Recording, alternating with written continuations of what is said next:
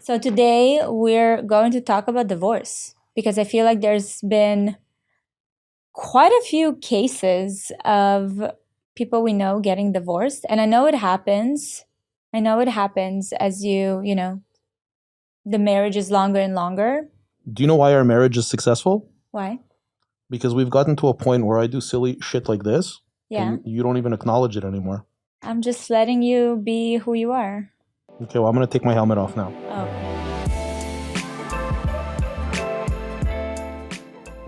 Okay. All right. I'm ready. Should I keep my gloves on? Whatever feels natural for you, babe. Okay, so we are talking about divorce. Do we want to kind of talk about what's been going on? Do we want to talk about what's been going on lately in our lives, or are we hopping straight into this hot topic? We should hop right into this topic because there's so much going on, but I feel like it will take us into so many different directions. But I specifically want to talk about the topic of divorce because I feel like it is something, like I mentioned, that's kind of been popping up around us. I see it more in the last couple of years. We've been together for almost 12 years now. So we've been married for almost 12 years. We've been together for like 13. Right. But I think that at that 10-year threshold, I started seeing it. You mean started seeing what? You started seeing like people that we know and acquaintances and stuff getting divorced? Yeah. Yeah. Yeah, I would agree with that. And I always felt like it's a interesting topic to talk about because you have very strong opinions on it and I have other opinions on it, and our opinions don't necessarily align. Our opinions don't have to align. It's okay. Like we don't have to agree on everything. That's not the goal. Yeah, 100%. I just want to acknowledge before we get into this, and I don't know if this is too personal, but anybody who follows me on social media knows that my mom passed away a couple of weeks ago. I think it was a very meaningful, obviously, event in my life, and to completely ignore it, I think, would be kind of remiss. I don't really know how to behave around you when it comes to the passing of your mom, because I know how I would have reacted. But that's me and that's my relationship with my family. But you have such a different background and such a different relationship and so much baggage there that I don't want to No, you've been really good. You've been really good about giving me my space on it. So that's cool. But yeah, listen, my mom passed away. She was a couple of weeks away from her 86th birthday is actually coming up. I'm proud of myself because years ago, my mom said to me, like, never put me in a nursing home and I don't want to die in a hospital. Mm-hmm. So my mom actually passed away in her home that I actually, that I bought for her back in Toronto. So I was proud of the fact that I could make that happen for her. And that's it. I don't think we need to dive into it. I just wanted to kind of acknowledge it. But how are you digesting it? To be quite honest with you, I keep an eye on you throughout the day, throughout the week. I'm just like trying to see, is this part of his morning process? Is he thinking about it? Is he just keeping himself very busy so he doesn't have to go through the emotions? I'm very busy just because I'm very busy, but no, sometimes I get little triggers. My time to call my mom was usually when I'd be in my car. So like, because that's the only really time like I had. So when I'd be in my car, I would, I would call her and I would chat with her then. And like the other day, I saw myself reaching for my phone to give her a call. So yeah, I guess I'm still processing it, but I've been keeping fairly busy. I don't know. I don't really know what to elaborate on it. Don't cry, babe. Don't cry.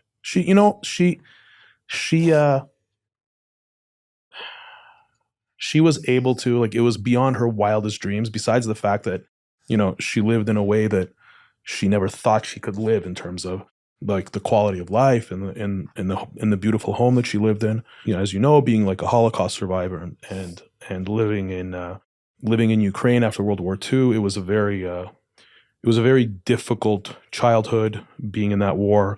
It was a very difficult upbringing being in a place where pretty much everybody in the country hated her because of her being Jewish.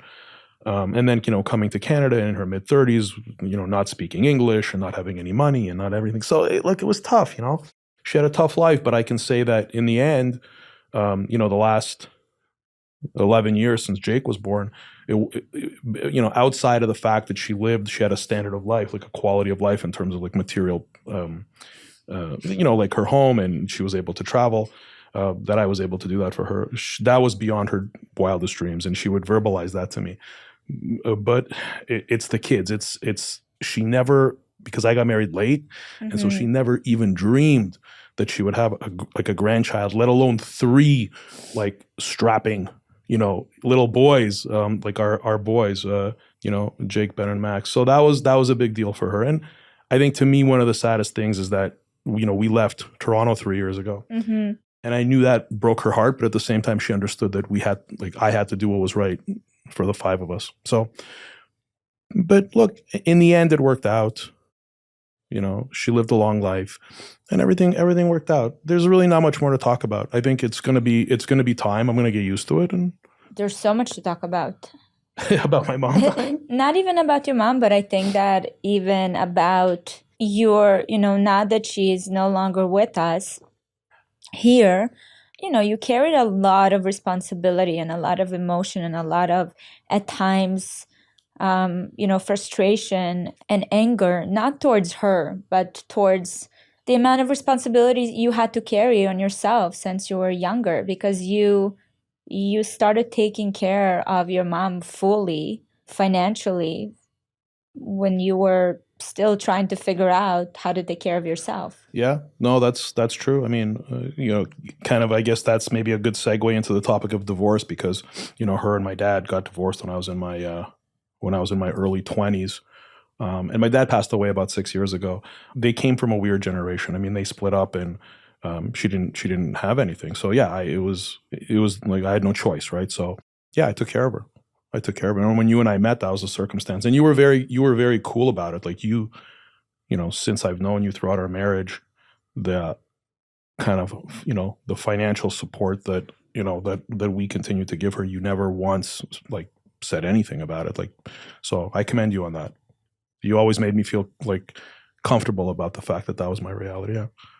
And it wasn't a big deal. Like, I'm not complaining about it. Like, no, not at all. I think for us, from the, you know, from our background, the background of like being, I don't know if it's Russian or like Russian Jews or Jews in general, like I guess it's across different cultures where you do have to take care of your parents. I know that we're trying to break it with our children because you have experienced the weight and like, and the amount of stress I'll never ever put our children in a position where they have to take care of either one of us. Yeah, that'll never happen. I'll do anything. So because they have to take care of themselves. Like they have to, you know, the way that children, and I would want for society to kind of shift this way. The way that children need to repay their parents, because children grow up, and maybe it's our culture. I think I don't think it's a culture thing. I think it's just like a general human thing. But children grow up and they have this, especially when they grow up in a home where there's either like it's a broken home or it's you know, people with very little means. Kids grow up with this kind of dream to take care of their parents or their mother or their father or whoever it may be. But I believe that you repay your parents by taking care of your own children. That's the natural course of life. That's the way it should be. And parents, and I'm not knocking my mom, but, you know, parents shouldn't put their children in that position. Parents should, you know, at some point, parents should stop supporting their children, which is a whole other discussion. Yeah. And then parents need to take care of themselves, and they need to like not put their kids in a position, not only financially, but emotionally too. Like emotionally, parents shouldn't rely on their children later on for that kind of support. Like no matter what I'd be going through, like later in life, as much as I'm close with the boys, I never want to be that close where they know my problems. And maybe that's just like, I mean, I don't fully agree with that. I think that it's important for them to see that you're human. But I agree with you that it doesn't have to feel like, you know, they have to carry our burdens. I just want them to take care of themselves and each other. I mean, to be honest with you, I was looking forward to diving deeper into that, but I think what? Into the grief process together. I don't mind. We can talk about it. But I feel like maybe we'll keep it private. babe, when you say the grief process, I mean, you've seen it all. I look, I made a point. You asked me to come with me to, because I got called last minute because I got the call saying that she's got a very limited amount of time. So I hopped on the next flight and I went to Toronto. And you offered to come, the kids wanted to come, and I said no to all of you. I mean, it's just something I wanted to do alone. And I know it's probably strange and probably, traditionally you probably should have been there. But I prefer it happened the way it happened. I prefer that you weren't there. I don't know. It's just something that I wanted to go through alone, and I continue to go through alone, and I don't know. I don't know how much more. It's not like it's a secret. I just don't know how much more what else there is to say.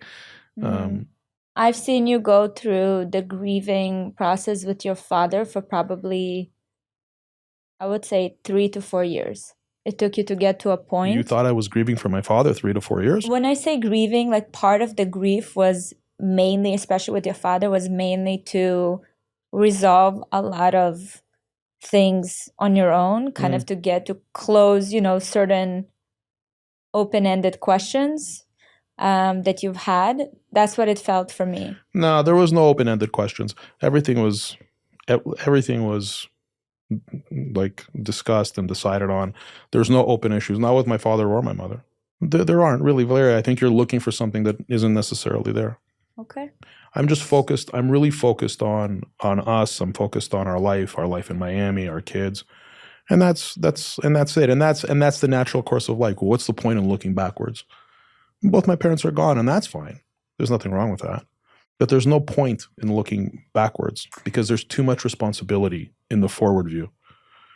Yeah, but the reason to look backwards is you only look backwards if it affects your future. And I think that at least how I think about things, I agree with you that not every corner, every trauma needs to be explored, but I think that moving forward, so many of our decisions and the way we behave and move in the world, even the way we feel, right? Like is a result of the past. Hey, look, to me, I simplify things. All I care about is you and the kids. So with that said, what I take from my relationship with my parents is the lessons of the positives that I want to continue with the kids and the negatives that I don't want to repeat, right? The mistakes that I feel that they made. And every time I catch myself talking to the boys in a certain way or reacting to something, because they can get under your skin, these kids, all kids. I catch myself, stepping back and doing an analysis based on my own childhood. So I think from that, I'm really drawing a lot of positives. And I think every generation gets better. I mean, my dad's dad, my grandfather, who died when I was 13, and him and I were very close. He used to beat the shit out of my dad. Right. And that was just like a normal thing. And he'd beat him all the time. My father never laid a hand on me. He spanked me one time when I was 6 years old, and I lied about brushing my teeth. That was it. But I don't think it was like a beating. I think it was more like he just like tapped me on the ass, and I just felt more embarrassed about it. I remember crying about it, but I don't think it was painful. So my dad never beat me, but his dad, kind of beat him. So I'm going to improve with our kids. Mm-hmm. You got to look. You got to take the positives out of it, right? Whatever unresolved issues people have with their parents, once their parents are gone, they have to use those unresolved issues in order to optimize the next generation. Right. Otherwise, what else are you going to do with it? At least it's useful. Otherwise, it would just sit and fester. Now it's like at least whatever issues I had or whatever, I'm using it to help our kids. I love that. Guys, I cannot wait to tell you about today's sponsor, Magic Spoon. I don't know about you guys, but I take my kids grocery shopping when I can, and when we go through the cereal aisle, it is truly the happiest I ever see them.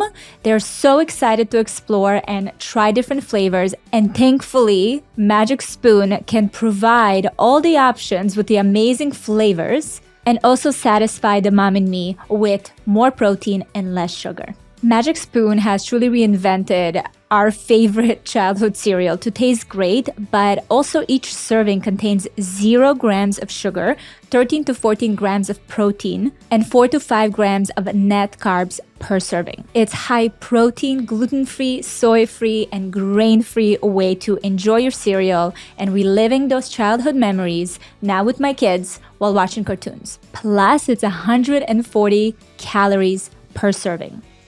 Magic. And now Magic Spoon also has chewy, delicious treats that come in 4 flavors: marshmallow, chocolatey peanut butter, blueberry muffin, and double chocolate. Again, bringing you back to your childhood with those marshmallowy snacks and treats we used to eat, but this one has only 1 gram of sugar and 2 grams of net carbs.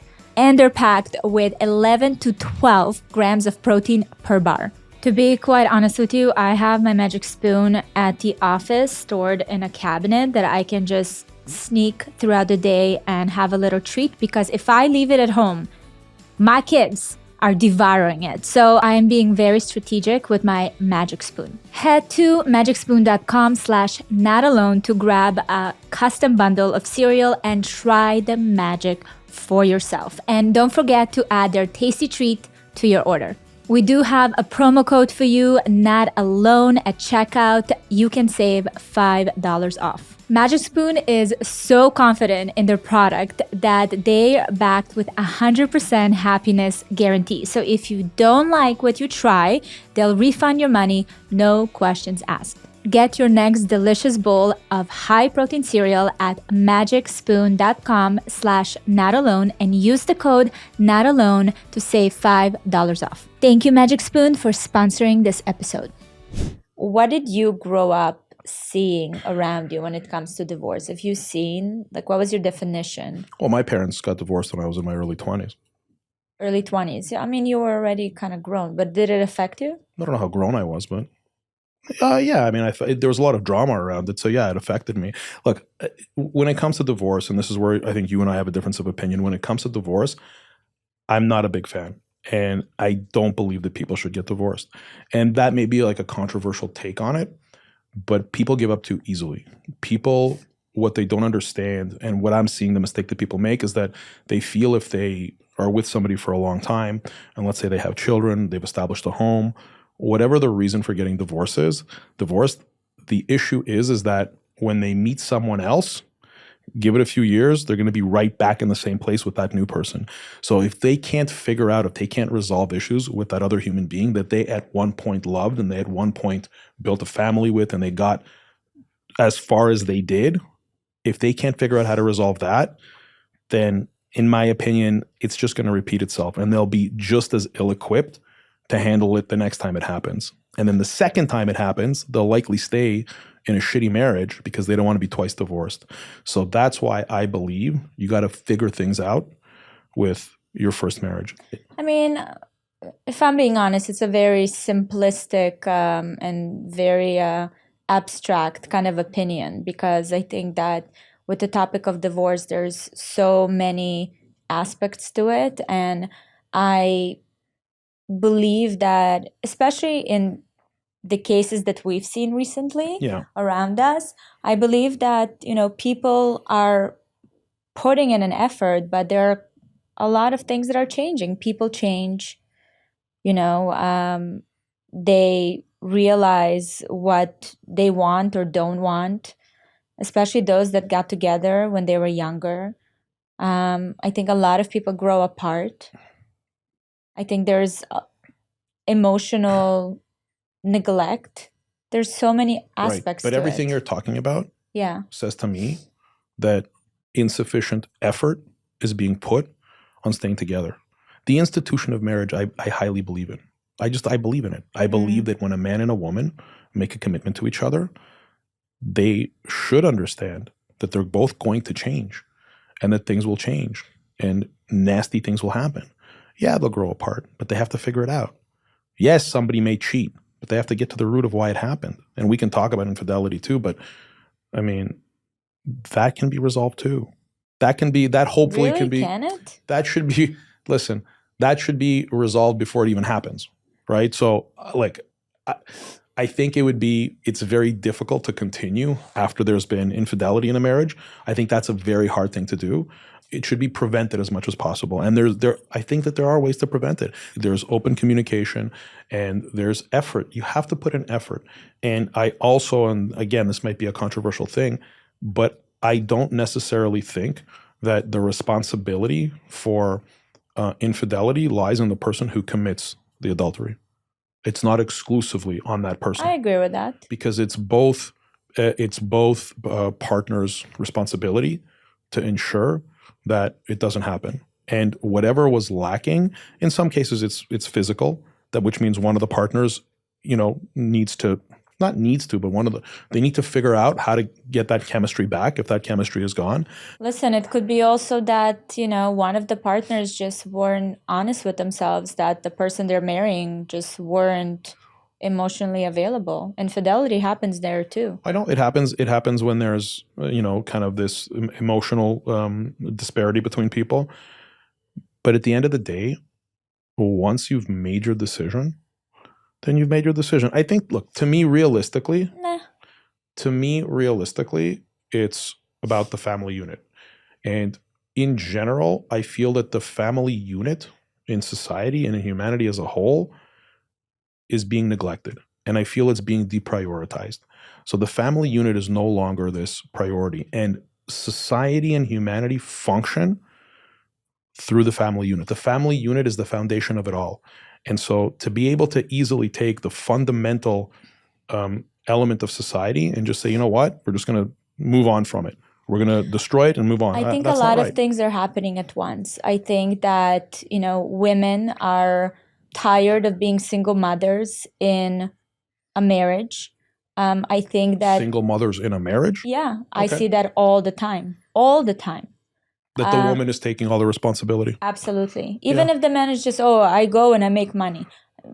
It's like, honestly, the workload, the mental load, the capacity that requires to raise children, to run a home. Like, yes, everyone can have their own roles, but I think for a very, very long time, it was absolutely not equal. And I think that men enjoyed those kind of, rights where now women are no longer putting up with it. So I think that's a huge thing that is happening in society. The expectations from men has changed. And I think that they haven't caught up with what those expectations are. Because again, they were raised on a very traditional model. But women have made such progress that they progressed way faster. They certainly don't participate with raising the kids to their partner's satisfaction, their wife's satisfaction, the woman. But that to me is not the benchmark, like to a partner's satisfaction. That's also unfair because it's not about the partner's satisfaction. It's more about creating a fair dynamic in the household. I know, but when you say fair, okay. So the reason why this happens, and again, I'm probably gonna get a lot of people pissed off at me, but I'm just telling you what my theory is. You don't have to do trigger warnings every time you say I do trigger warnings because our content's always been very we don't. It's a different medium here. No, I understand. Look, so here's the thing: men and women are wired very differently. For a man. And again, everyone's going to get pissed off. For a man, and because I'm not saying it as an excuse. I'm just saying this is what I believe to be the reality. A man biologically, and I often refer to caveman days, when you go back to the kind of the fundamentals of humanity and what we were like programmed and wired to do. A man was programmed and wired to impregnate as many women as possible, and that's for genetic diversification. Is that like an alpha male would mate with as many women as possible, and they never stuck around at all. So biologically, and that happens even in today's society. We're watching the chimpanzee documentary. I wasn't watching it, but so biologically, men are programmed to spread their seed, to impregnate as many females as possible in the animal kingdom and with humans, and to bounce. And to go on and keep impregnating and to not stick around and care for their children. And I'm not saying that's the right thing. I'm just saying that's a biological reality. That's my opinion. That's if you look into like kind of the DNA and if you look into how everything was done, if you hold on a second, hold on. But think about it from an evolutionary perspective, right? you have a man who's, let's say, considered an alpha, so a man with the strongest genetics. So nature wants that man to spread his DNA, to spread his genetics as wide of a net as possible. So biology programs men to go off and to impregnate as many females as possible. This was before the invention of marriage, because marriage is a human invention, right? After all, it's not a natural course, right? So you have this biologically unnatural institution. Although I fully believe in this institution as a civilized society, I strongly believe in it.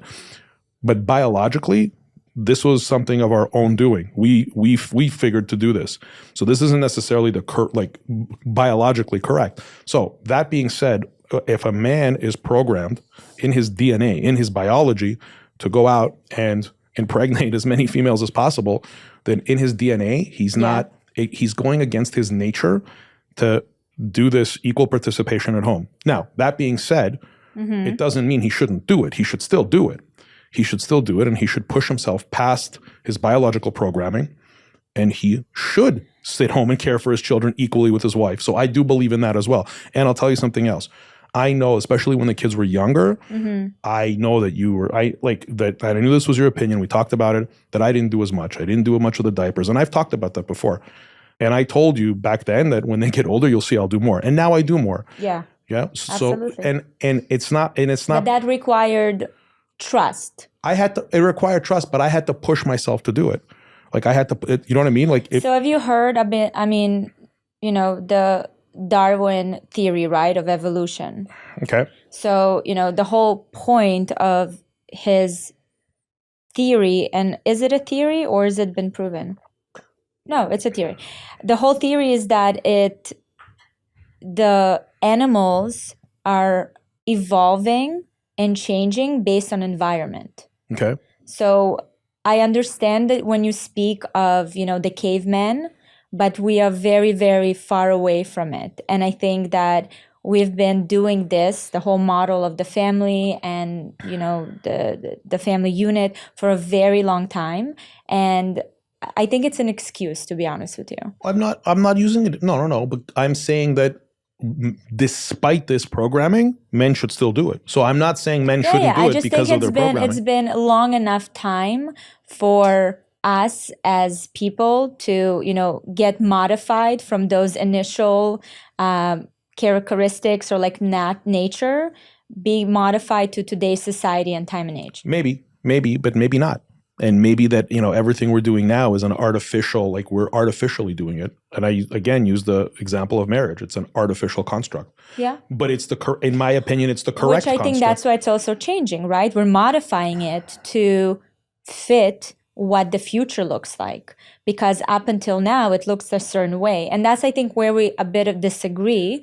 Because for you, that traditional model, that was kind of like the base. And even when it started, right, it evolved and changed so much. People didn't marry for love back then. They married for security. They married to be protected. Not always. They married to unite families and to, kind of have more power.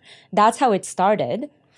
The whole concept of marriage with love, that's also kind of, evolution of marriage. I don't know. I'm not going to be convinced that the world is evolving to a place where we're better off without the family unit, and that that an individual, let's say, for example, a child. I don't believe that a child is better off coming from a home where the parents got divorced. I think a child is better off being in a home, growing up in a home where the parents stay together. I agree. Forever, even as adult. As an adult who is the child of two people, it is in their benefit for their parents to stay together forever. That's my opinion. I agree with you. If my parents had stayed together forever, I think I would have been better off. And if your parents stayed together, maybe my parents not really. Maybe if my parents stayed together and got along, if your mom stayed together with your biological father who you met once, if she would have stayed together with him to this day and they would have had a good marriage, you would be better off. Although you're doing great, but. I don't know. But you see, that's what I'm saying. The whole aspect of divorce is that, let's say your parents, as an example, they were not a good match. You know, to me, that was a really sad life I know to live. I know, Valeria. My parents were a certain set of circumstances, and Yeah, I keep absolutely. going back to the Holocaust. I keep going back to Yeah, post World War II yeah. Ukraine, immigration to Canada. Like there was a lot of stress put on the family unit, and there was a lot of wrongdoing. There was a lot of that. So, it's an extenuating circumstance. Although even marriages that happen in kind of first world places that that don't have these circumstances, they often fail as well. So I guess my question to you is: are you suggesting you're pro divorce? Are you thinking that people should be when they're in disagreement, they're just like screw, like No. fuck it, let's just get divorced? Like, No. I don't think divorce is easy. I don't think that's the easy way out. I really don't. And I also I don't think I don't think there is a choice that is easier. At the end of the day, you'll have to do the work either way.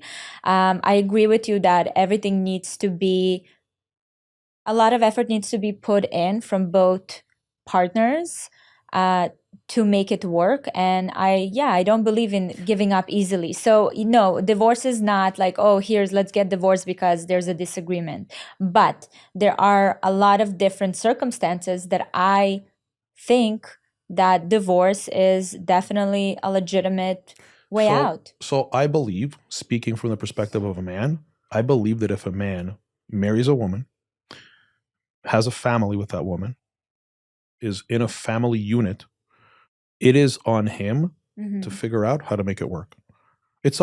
I'm talking from the perspective of a man. I don't I'm not going to comment on it from the perspective of a woman. Yeah. But as a man, if you want to go, let's say, and have sex with someone else, you have to figure out how to A, be attracted to your wife, again, if you lost that attraction, and B, you got to figure out how to make her attracted to you. You got to figure that out. I think that's just on the sexual side, but there's a whole bunch of other things too. I think that a lot of it stems from the inability to clearly communicate. A lot of it, but not all of it.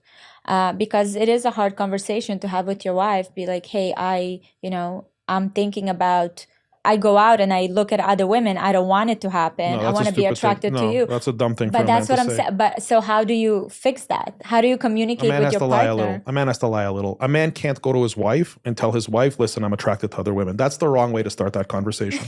That shouldn't happen. A man has to be smarter than that.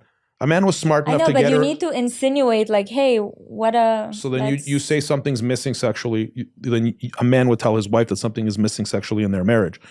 But for a man to go to his wife and open that conversation saying, listen, I'm kind of attracted to other women. I don't want to be attracted to other women, so can we figure shit out? That's the wrong thing to say to a woman. I'm not a man, so I don't, to me, I think a man would think. I think that's like a stupid man. A stupid man would go to his wife, even if it's true. Yeah. You never tell your partner, somebody who you're intimate with, that you're attracted to other people. That's just a stupid, dumb thing to do. Unless you want to get a divorce. Then you might as well just get a divorce. Why would you bring that stupid conversation up? Honesty? Yes. So just for the sake of being honest? Just for the sake of being honest. How soon do you think divorce is on the table? Be like, okay, let's... I think it takes years. I think that if you're not careful, you're going to miss the moment where that seed is starting to grow. Because it happens in a very, kind of unexpected way. Something just kind of reaches capacity, and then it starts just becoming this small little thing that grows. I think that if two people got married for love, it wasn't one of these marriages of convenience, or it wasn't one of these marriages because the circumstances were right. If people truly were in love when they got married, they have the ability to figure it out. And if they don't figure it out, that's just them. They're giving up too easy. They got to figure it out. I don't think so. You're talking about, in my opinion, very surface, unintelligent, emotional person, if you ask me. Because if you're getting a divorce, or at least when I'm thinking about the people that are around us, I give them credit that they really, they are very emotionally intelligent and were able to ask questions and understand why. Don't get me wrong. I think if one of the partners continues to try and the other partner doesn't, then there's just no choice in the matter. Right. So I don't think someone should stick around and be with somebody who does not clearly want to be in the marriage. I'm saying both people should do their best to make it work. That's my opinion. It's interesting because when you and I got married, we were only together for a few months when I proposed to you, but I feel that's not normal. I feel a lot of people wait a long time and they kind of date and get to know each other a long time. So I don't really know like why things break down if they took so long. If they were together for years prior to getting married, they already knew everything. Like you and I took a risk, right? Like you and I, we took a risk. But with other people, like I don't understand if they were together already for so long and then they got married, what was it that they didn't know about each other? Like what happened? Well, what I was trying to say earlier is that, at some point, if you're not careful and you don't pay attention, you start getting disappointed, and then it grows into resentment, and then resentment grows into not liking the person you're with. So it's very important to communicate all of that to the person that you're with. But a lot of people are scared having these conversations.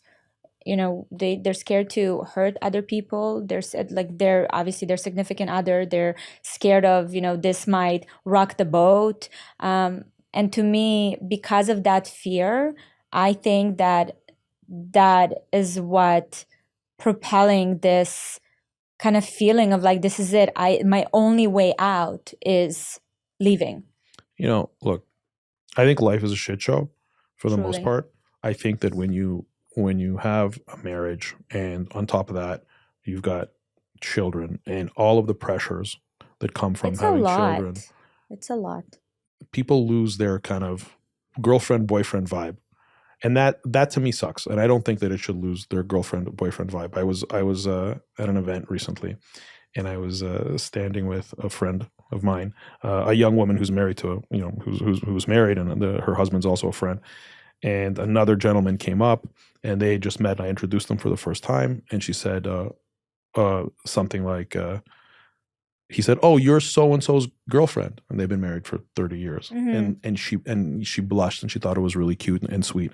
And that's what's missing in marriage. It's what's missing in marriage is that people stop courting each other and they stop trying. And I think a lot of it is on the man, because it's typically a man's role to pursue a woman when they first meet prior to marriage to get them interested enough to marry them. But men at some point, they take their foot off the gas, and then a woman feels that, and she feels that he's neutral towards her.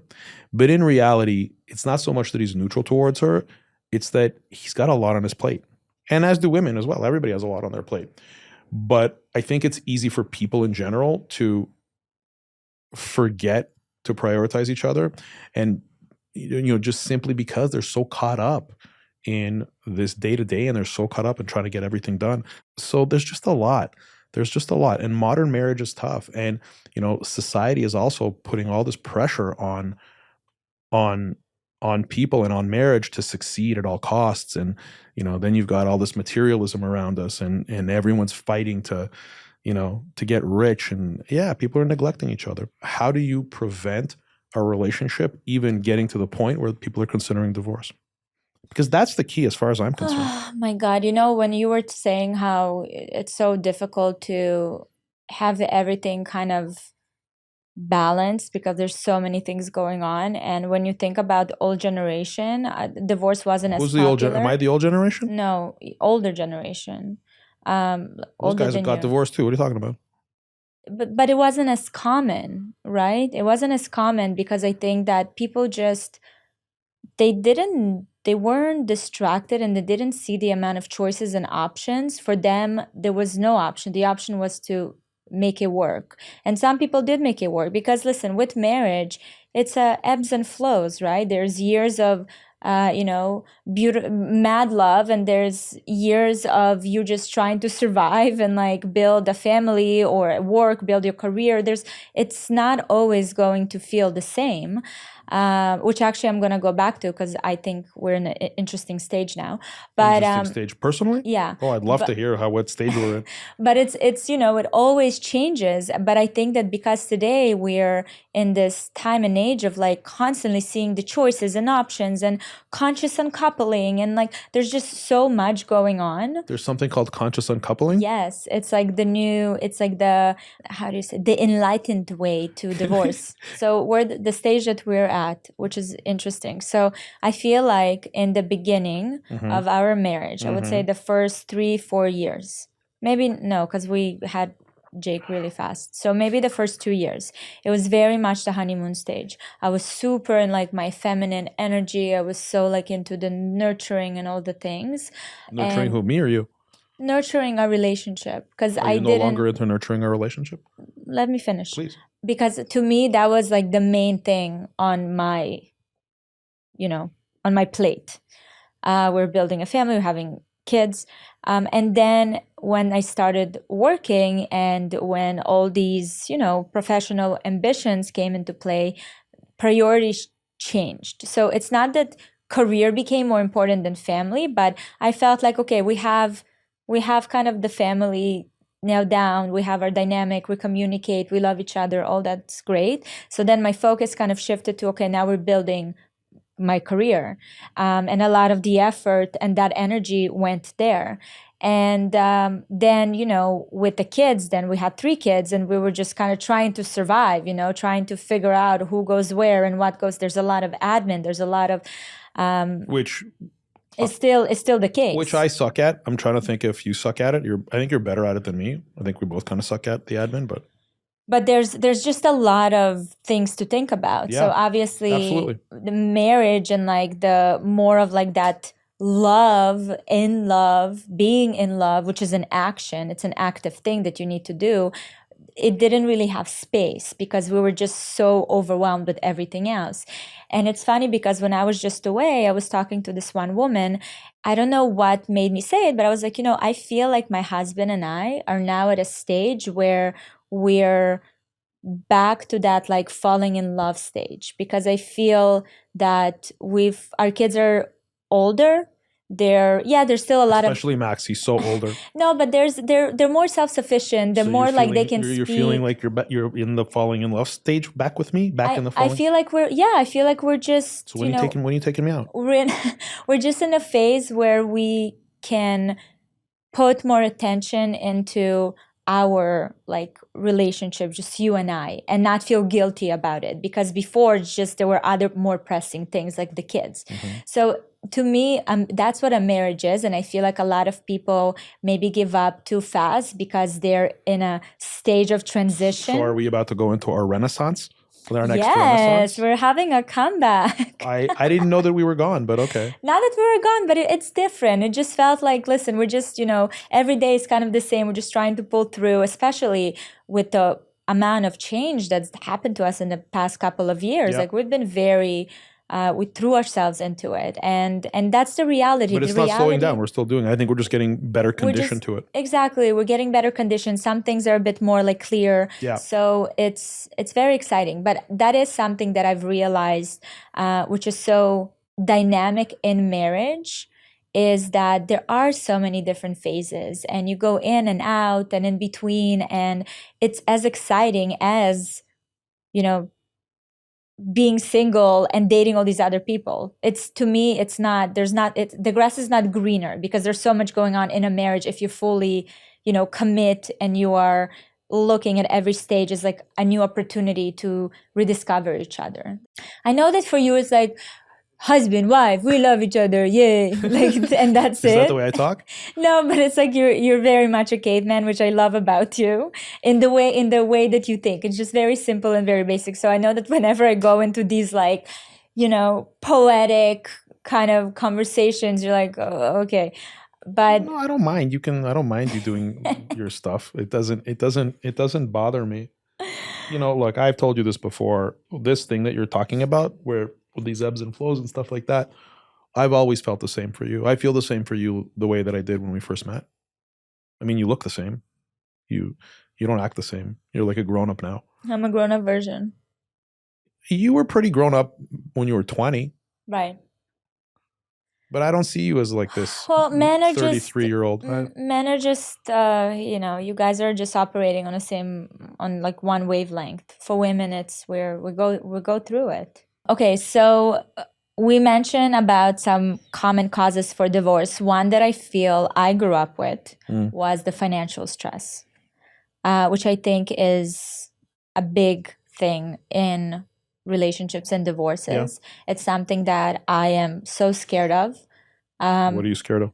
I'm just scared of money ruining, financials ruining a connection and a relationship. You know, that's always something that's been very, I don't know. It's been something that always scared me anyway. So well, because you grew up in that environment, I know the situation between your mom and your stepdad. So yeah. It was just it always went back to money, and I think that so many values and fundamentals been lost because of money, and I just knew always that I never wanted to have that. There's different scenarios when it comes to money within a marriage, right? So money can lead to a lot of problems in a marriage, but there's different there's different scenarios. So one of the scenarios, and I think one of the more common scenarios, is that when one partner is continuously trying to kind of get ahead financially, and the other partner keeps spending without a real understanding of their of the effect that that's having.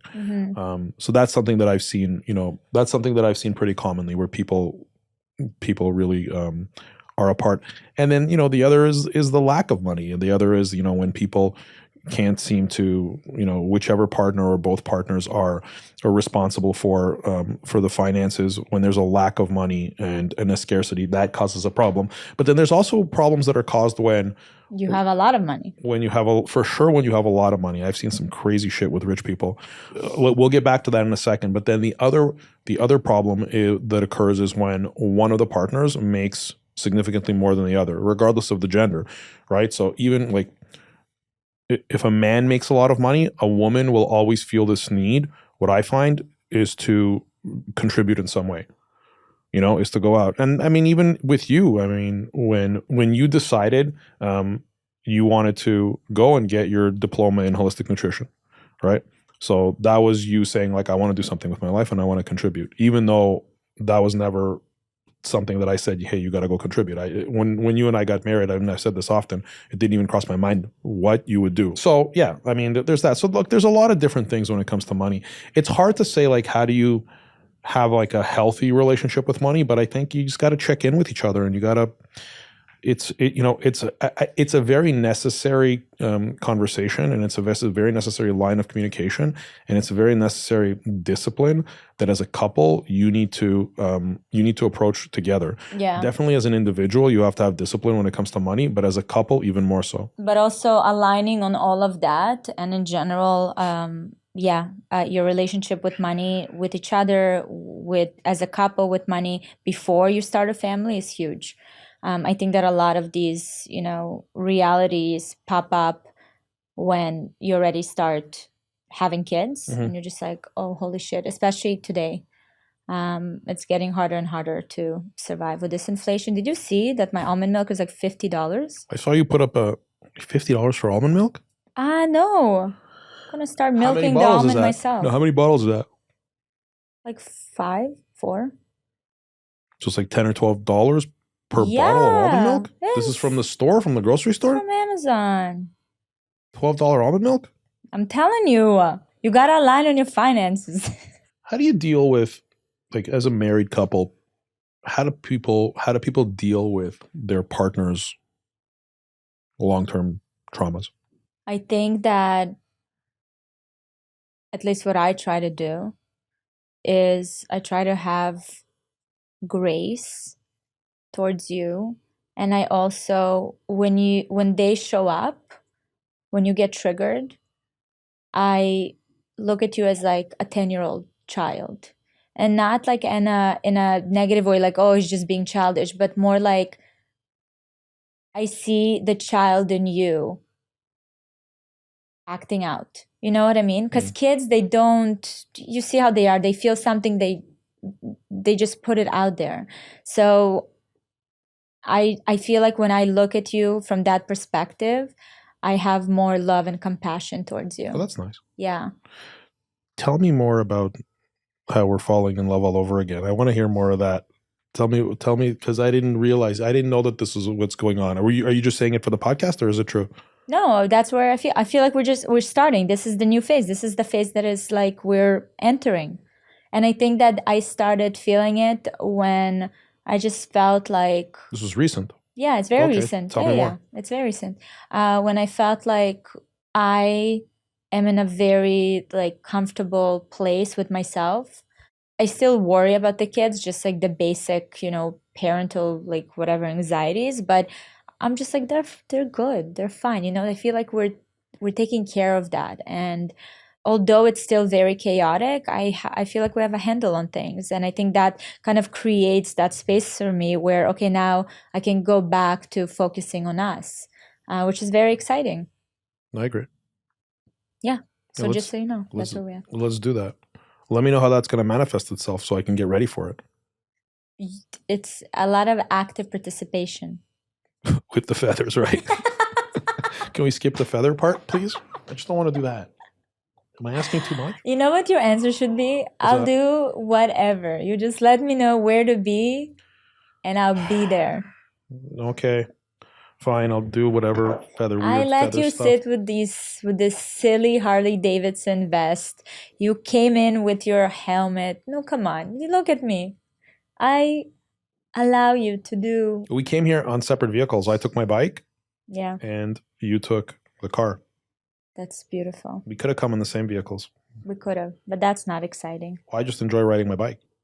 I'm excited for you. I feel like we're good. I still think people shouldn't get divorced. I think it's a big mistake.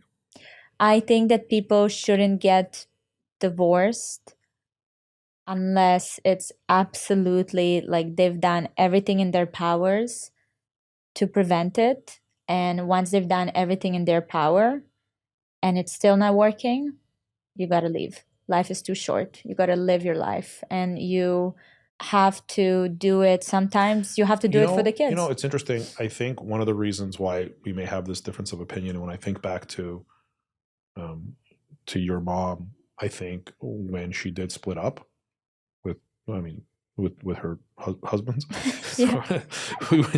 when she split up with the husbands, she was better off afterwards. So I think that maybe your point of view is from that. Yeah. I feel when my parents split up, they were both miserable afterwards.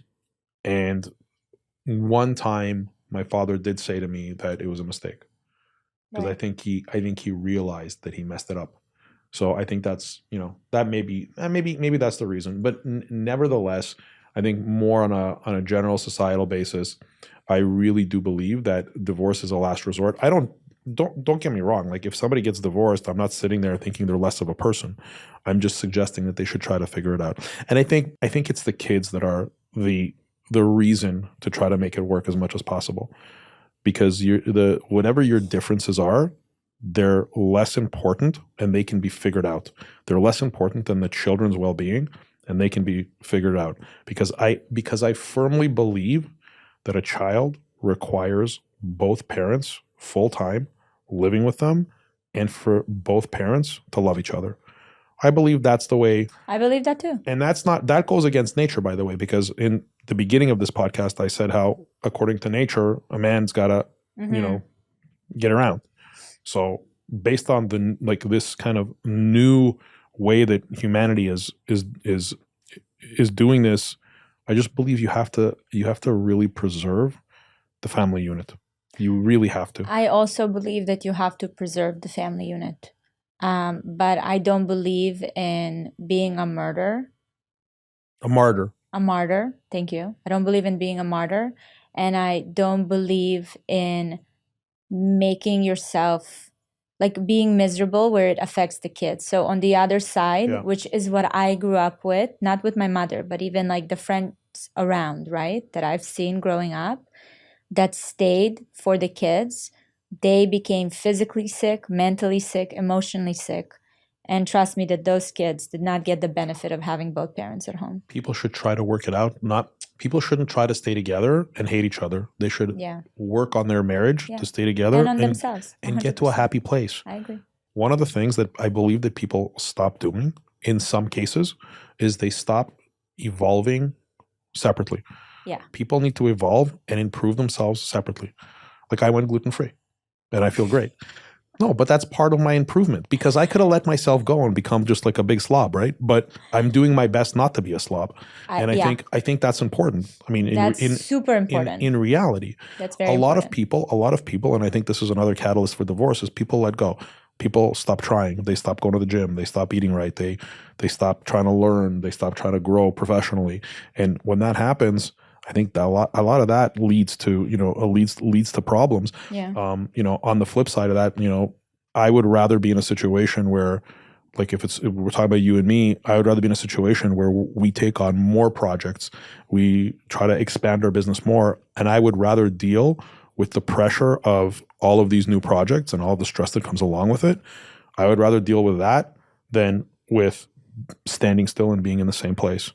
Yeah. And I believe that you naturally had that when we met, that drive for more. But I believe I really woke it up in you because of the way that you saw me doing stuff. And I believe that's one of the reasons why our marriage is so strong, is because we really enjoy winning together. Mm-hmm. I thought you were going to come and try to give me a Borat high five. My wife. It goes back to that whole feather thing. Let's freaking talk about the feather thing. Okay, so you guys, we were in Ibiza. We were there for a summit, and it was an amazing summit of a friend's intelligent change. It was really cool. There was all these different workshops, and there are different aspects to the workshop. So one of the workshops was with a sensuality expert. Her work is mainly focused on women. Clearly. Anyway, so the workshop was a bunch of couples that came into this room, and she was all about like doing this exercise where you discover the kind of the things that turn you on, right? Because for different people, it's different things. For some, it can be touch. For others, it can be, talking or whispering. Like there's just different kind of things. This is part of the misconception. When you say for people, you should say for women. For men, we're pretty linear. Like there's not this list. There's not this list of stuff that turns us on. Right. Okay. Yeah. So for women, it's all about like how to activate your partner's kind of, how do you call it? Like sensuality. So we went through all the different models of like of these exercises, and one of them was Gary was not having it. First of all, you were not comfortable sitting on the floor. That's just uncomfortable. So why would I sit on the floor? Why'd they have us on floors? Why can't we just sit on a chair like a normal human being? We haven't sat on floors in thousands of years. Now we're sitting on floors like animals. Focus on the main goal in that workshop. So there was nothing sexual in that workshop at all. No, it's not sexuality. It's sensuality. I had to like poke you on your nose, pull on your ears. It's sensuality, aka senses. It's sensuality, not sexuality. So on that trip, we were sitting in a circle. You weren't there. I was like a campfire, and it was a bunch of people sitting around, and there was a woman. It wasn't the same woman who did this workshop, but it was another like sex expert, right? Yeah. And she made this comment like, women or a man, is aroused and is ready for sex in like a minute or whatever the biological data is. And a woman is like 37 minutes. So therefore sex starts at 37 minutes. And I'm just like, what?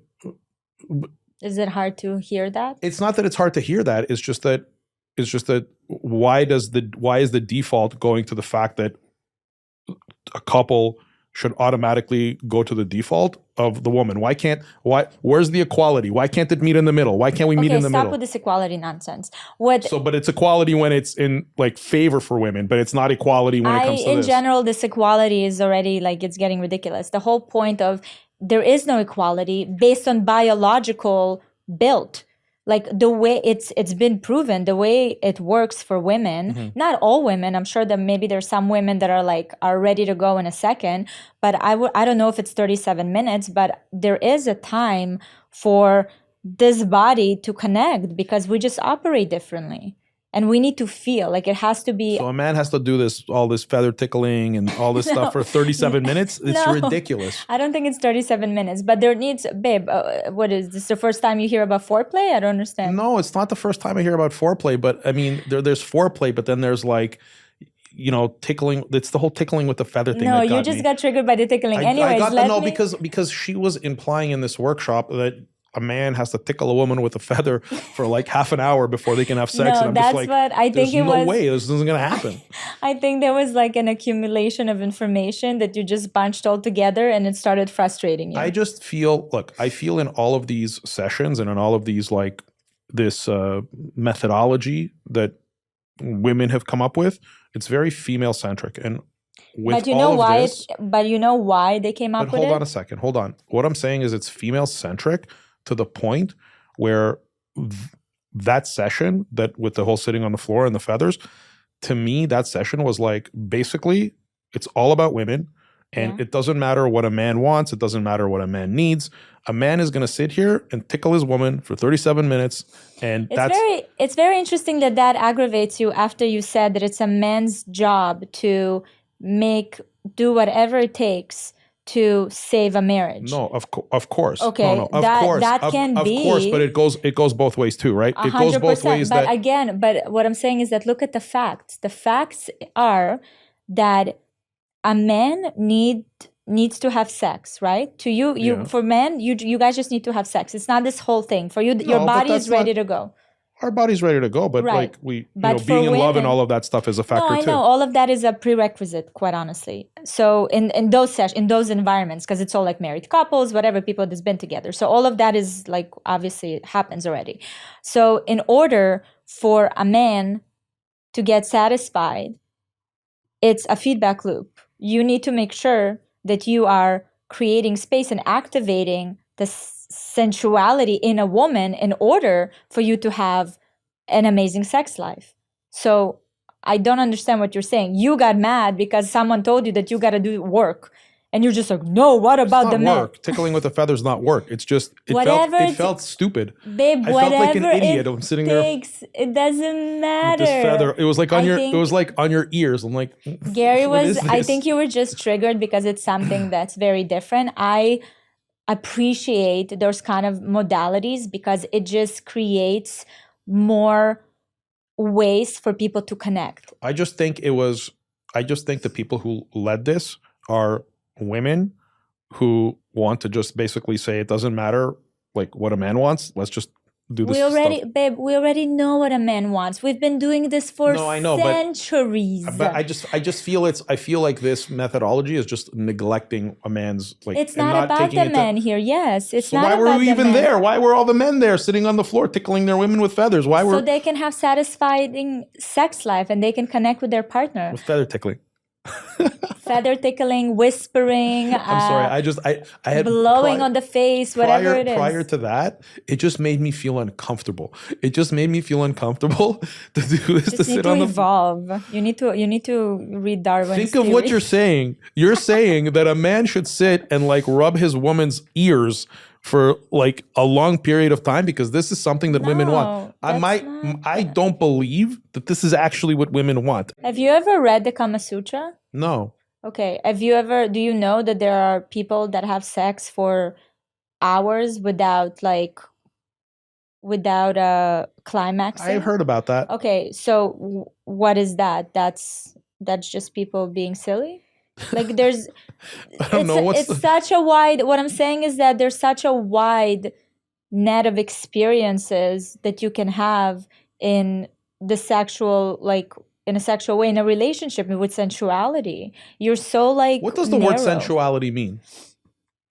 The word, for me, I don't know exactly the definition, but to me, sensuality is when your senses are activated. It's not about sex. It's not about anything. I can live sensually. Hold on a second. When your hand is on that chair, you feel it, right? I'm not feeling it right now because I'm on autopilot, so my focus is not there. So if I want to be sensual, I have to slow down and I have to like be in my body in order to like have like feel the senses. So it's kind of like me and my motorcycle. When I'm on my motorcycle, correct, and I hit the throttle and I go fast, that's sensual. You live a sensual life, baby.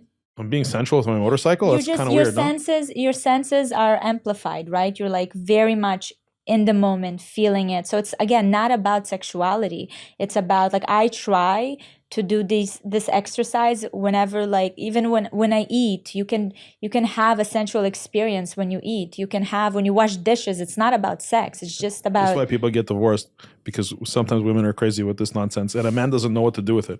A man doesn't know that. That's why there's the women that build the workshop, so the men will know what to do. Bada bing, Do you know what bada happened? bang. No, let's stop. You know what happened in the men's workshop? Because at that same trip there was a men's workshop. And The men's workshop was wild. So there was this dude, and he was leading the workshop. I forgot his name, but he was awesome. And what he did was he had us like line up in 2 rows and like look at each other, and then we crouched.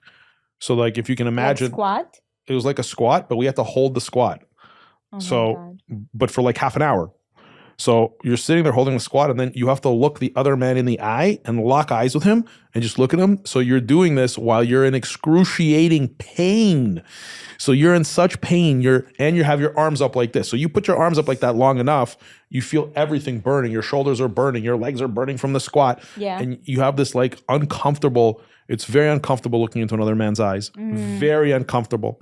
But I remember it left like an impact on It left you. an impact, but it's just interesting that the men's workshop has us like in pain, feeling uncomfortable with other men. My love, that's But the women are men and sitting women. there. Yes. But the women decide, hey, let's call our husbands into this room and tell them they have to tickle us with feathers. Absolutely. There was workshops where women tickled themselves without men being around. But if you want to start doing that, then you are really going to be not my needed in goodness. society. Oh my goodness. What I'm trying to say is that we keep going back. It's the same thing. Men and women are different. What activates women is not what activates men. You know what I mean? And you look at the workshops, like that's a great explanation. It's just like population control, so people just don't keep having babies. Well, one day the wife says to their husband, listen, you're going to have to like figure start stuff out. tickling me. You got to get the feathers Put out. it in the schedule. You gotta like do like you gotta pinch my ears and pull on them a bit. Like I don't know. I think couples do that. Couple explore different ways that makes their sex life exciting. But can't they just continue to enjoy the sex that they were doing before, like throughout? No, like you just keep doing the same thing for years and years and years. But what you're talking about is replacing sex. It's not replacing. Like, it's added. You know, when you go and you order a burger, and then you can add lettuce, and then you can add ketchup, and then you can add tomato. But the difference is that lettuce, tomato, and ketchup are actually good. That's the difference. Listen, it's up to you, babe. So I have a question for you when it comes to divorce, right? So there's something that I call the sanctity of marriage, right? And that means whatever happens in a marriage, you don't talk about with anyone. So for example, if men are having problems with their wife, if a man is having a problem with his wife, he's not going to his buddy and saying, hey, what's up, man? You know what? I'm having this real problem with my wife and this, that, and the other. Men don't do that. But I feel like women will go and break the sanctity of marriage. I don't know, maybe the sanctity is the wrong word. They'll break the secrecy of marriage. Secrecy is the correct word. They'll break the secrecy of marriage, and they'll go and they'll talk to their friends about their husbands. And I'm sure that happens. And that's wrong. I don't think that should happen. Because men don't do it. We don't talk about our wives because we're men. Oh, okay. But it's true. We don't talk about our wives. I would never talk about you with any of my friends. So you're talking about it in a very negative way. But I think for women, when they come and they share, it's a different. First of all, female friendships are very different than male friendships, and hopefully it will change because I do think it's such a beautiful relationship to have, and it's one of the most rewarding. Like some of my friendships are the most rewarding things that I have in my life. I have some good guy friends. So to me, the ability to go to someone that I trust, that I know that will listen and not judge or, impose her opinion on it, but just listen to it. And if I ask for her opinion, she'll give it to me. That's a beautiful thing to have, honestly. So it doesn't come from a place of complaining and bitching about your partner. It comes from a place of this is what's sitting on me and it's heavy and I don't know how to go about it. You're looking for constructive conversations. I'm looking for a space where I can just put it out there, and it has to be the right people that I can trust, that I know that they will also call me out on my bullshit. Because a lot of the times, actually, my friends reflect back what I can't see that I'm doing. So that is what happens in female friendships. What you're talking about, where something bad happens and then you go and you complain about your husband, and then it's a group of women just like bickering and complaining. Well, they're not bickering. They're just finding solidarity through complaining about their husbands. Right. So to me, that's not a connection. That's just like a way for them to connect. It's like gossiping, right? It's like a way for humans to connect, but it's on a very like weak grounds. Do you know what I think? One of the things that I believe that you and I do, that I'm happy that we do, and that we do correctly. When women come to you and talk to you, which I assume they do, you never tell me about it. You never do, and that's smart that you don't, because you would be breaking that secrecy. And now that's a secrecy you don't break. You don't, but I never tell you about what's going on with dudes either. Yeah, like with my guy friends. Yeah, right. I never tell you about stuff. So I think that's really important. I think in a marriage in general, you want to share everything with your wife, but you don't want to share other. Like when someone confides in you, that's the wrong thing to do. So when somebody of the same gender confides in you, like if a guy told me something that was going on, I would never tell you. But if a girl tell you something that was going on, you would tell me? No. Okay, so it's not about the gender. No, but it is, because why am I don't have female friends. Why would I have female friends? No, but if you had friends, you have some female friends. Stop. If you're telling, hold on a sec. You're telling me if I had a female friend. If Nancy calls you tomorrow and she confides in you, you come to me and you tell me about it? No, but Nancy, That's what I've I'm known Nancy saying. since I was 14. Okay. 13. Doesn't matter. What I'm trying to say is that it's not about the gender. It's about there is a secrecy in friendships that I agree should not be broken. And it's funny because a lot of the things like on TikTok, couples are always kind of having these funny videos where, I won't tell anybody, and then they throw the key and then like the boyfriend or husband catches it. Right. To me, I don't believe in that. Like I don't tell you everything. No, you shouldn't. I don't want to know. Yeah, I don't want to know who's doing what, or absolutely. In general, in a marriage, I think one of the best things you can do is avoid gossip. Is avoid gossip with each other, like talking to each other about other people. I think that's crucial, because that puts people into like down. It takes you down this really negative road. It's like this really bad spiral you shouldn't do. And I think that as a man, if I were to hear you, not that you do, but if I were to hear you gossiping about someone, I would tell you, I would pull you aside and say, I would tell you, don't get involved in people's shit. Just in general. No, I 100% agree. Who has the time? Are you kidding me? It's really important. I prefer to be tickled with feathers. Oh my God, you and your feathers. You know what I'm going to do? I'm going to get a feather tickling machine, and I'm just going to like I think you might have to invent one. And go ride my motorcycle. When are you going to get on the back of my bike? Not anytime soon. Are we going on a date tonight? You want to take me out tonight? No, we have we have the school play, and then you're flying out. Thank you so much. We can have these arrangements made after the podcast. No one has to be part of it. Why? I love you. Let's take them on the date with us. This was really nice. I love you too. You're really nice. Thank you. You too. You're a good person. Say a Borat line. No, I don't want to say a Borat line. I was going to say you're cute too. What Borat line would I say? I would say, no, that's inappropriate. That's okay. I feel like only inappropriate stuff will pop up for you now. Love you. Thank you so much for watching this episode. I hope you enjoyed it. Don't miss my newest episode right here. And if you're listening to the podcast on Apple or Spotify, please go and leave a review with your biggest takeaway. I love reading your thoughts. And if you have any suggestions for guests or topics, you can leave them in the comment section. And always remember, you are not alone.